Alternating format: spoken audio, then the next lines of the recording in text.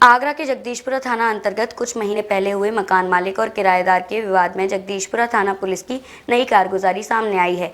मकान मालिक द्वारा किराएदार का सामान घर से बाहर फेंक दिया गया था और किराएदार की पत्नी और बच्चों के साथ गंभीर मारपीट की गई थी। मामले की शिकायत करने गए किराएदार की संबंधित चौकी और थाने में शिकायत ही नहीं ली गई और उल्टा पुलिस द्वारा किराएदार पर राजीनामा करने का दबाव बनाया गया। किराएदार द्वारा लगातार 4 महीने पैरवी करने के बाद इस मामले में मुकदमा दर्ज हुआ। इसके बाद अब विवेचक द्वारा नामजद लोगों की गिरफ्तारी नहीं की जा रही है। आगरा के जगदीशपुरा थाने का वैसे तो विवादों से पुराना नाता रहा है। किसी न किसी वजह से जगदीशपुरा थाना चर्चा में बना रहता है। इसी कड़ी में जगदीशपुरा थाने के अंतर्गत आने वाले पुलिस चौकी आवास विकास सेक्टर 4 के पुलिस कर्मियों की नई कारगुजारी सामने आई है। विवेचक शक्ति राठी द्वारा दर्ज मुकदमे में नामजद लोगों के खिलाफ कार्यवाही करने के बजाय वादी पर राजीनामा करने का दबाव बनाया जा रहा है। पीड़िता सुंदरिका और उनके पति सुरेश पारस का कहना है कि 23 फरवरी को मकान मालिक द्वारा घर का सामान बाहर फेंक दिया गया, जिसमें मकान मालिक के साथ साथ और भी कई आपराधिक प्रवृत्ति के लोग शामिल थे और उसी दौरान उनके साथ मारपीट करते हुए उन्हें कोई जहरीला पदार्थ खिला दिया गया। इसी संबंध में तहरीर देने जब वह चौकी पहुंचे तो वहां पर उनकी कोई सुनवाई नहीं हुई, उल्टे उन पर ही राजीनामा करने का दबाव बनाया गया। पीड़ित द्वारा 4 महीने की लगातार पैरवी करने के बाद इस मामले में कई गंभीर धाराओं में मुकदमा दर्ज किया गया है।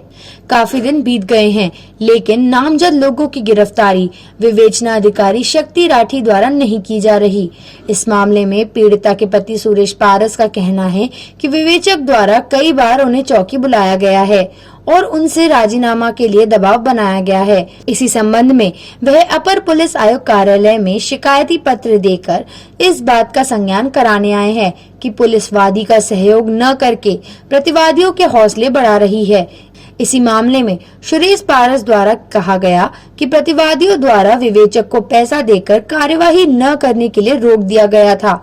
मेरे द्वारा कार्यवाही के बारे में पूछे जाने पर विवेचक यह कहते हैं कि मैं इसमें कार्यवाही नहीं करूंगा, मुचलके पर प्रतिवादियों को छोड़ दूंगा या फिर राजीनामा कर लो, नहीं तो अपने केस में विवेचक बदलवा लीजिए।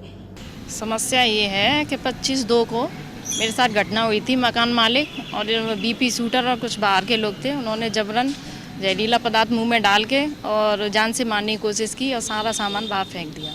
जब इसी में 4 महीने से चक्कर लगा रही थी, उसके बाद में साहब एडिशनल सीपी साहब से मिली मैं 30/6 को, जब उन्होंने आदेश किया।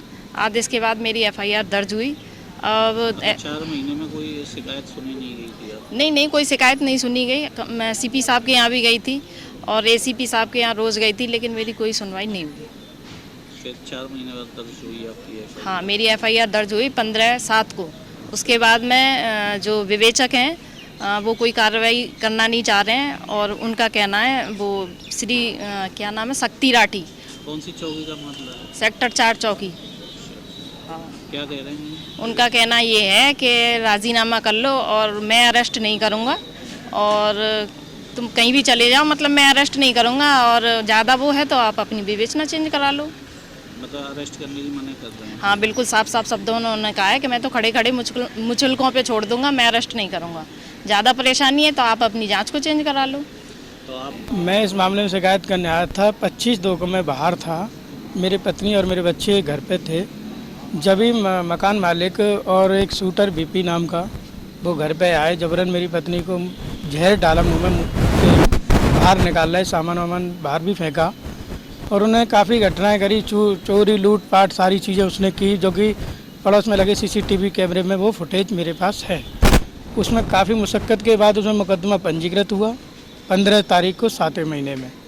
उसके बाद में 23 तारीख को राठी जी सेक्टर 4 चौकी इंचार्ज जी ने मुझे बुलाया और उससे कहा कि ऐसा है, या तो इसे राजीनामा कर लो आप और नहीं तो इस मुकदमे को हम स्पंज कर देंगे, कि जो तुम्हारा नुकसान हुआ है करीब वो अपना भरपाई है। जो बैठ क्या नाम है उनका? श्री शक्ति राठी।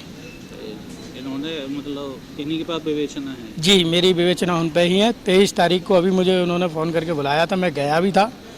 तो मैंने मेरे जो अलमारी में से जो डॉक्यूमेंट चोरी हुए, लूटपाट करके जो ले गए थे, उसमें से कुछ ज़रूरी कागज़ उनके पास थे। तो मैंने उनसे पूछा मेरे आपके पास डॉक्यूमेंट कैसे आए, तो उन्होंने फिर मेरे पर दबाव डाला कि मुकदमा है अपना वापस ले लो, और इसमें पुलिस भी संलिप्त है, और इतनी बड़ी विवेचना मैं पुलिस के खिलाफ नहीं कर सकता। आप चाहे तो विवेचना अपनी चेंज करा सकते हो। और जहाँ तक है मुझे कुछ लोगों से पता लगी कि 40-50 हज़ार रुपये पुलिस ने लिया हुआ है उसे अरेस्टिंग न करने का, उसकी भी मेरे पास एविडेंस है।